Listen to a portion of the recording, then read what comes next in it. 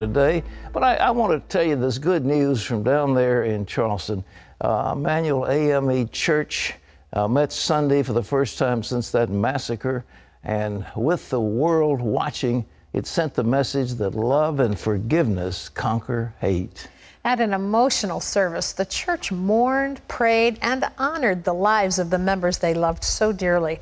Ephraim Graham has a look at the healing that's beginning to take shape. Sunday worship returned to this Charleston crime scene 4 days after a gunman killed 9 people during Bible study at Mother Emmanuel AME.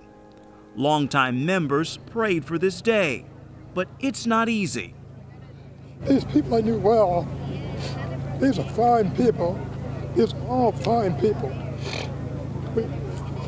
Four ministers that we lost in this church, and they're great people.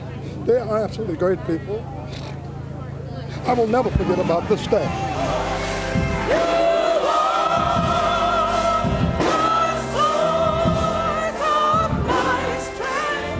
Tears give way to worship inside the sanctuary, packed with visitors, parishioners, and politicians.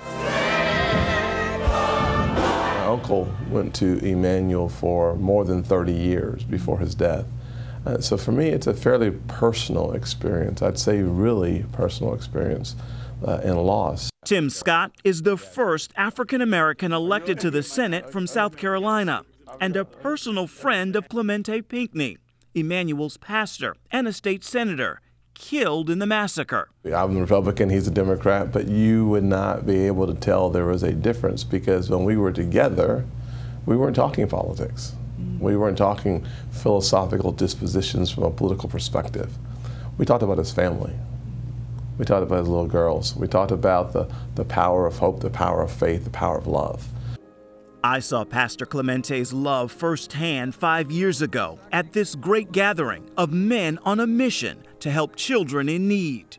Even those of us who may come from homes where there are no fathers, I think that there are always father figures. Clemente became that figure for Kyle Green. It doesn't matter that you're from Ridgeland, this small town. Who grew up in the same hometown with an absent father and a mother on drugs. How would you describe the relationship between you and Clemente? He saw something in me that I didn't see in my own self, and that was my potential to be great.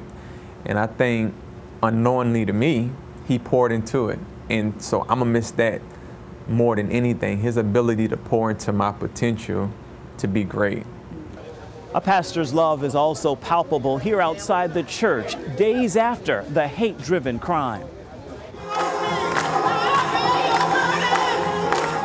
You feel it in the spontaneous worship that erupts on the street. It's really moving. You just look around and you see the outpouring of love and support from the community. Zach and his college buddies came from Manhattan.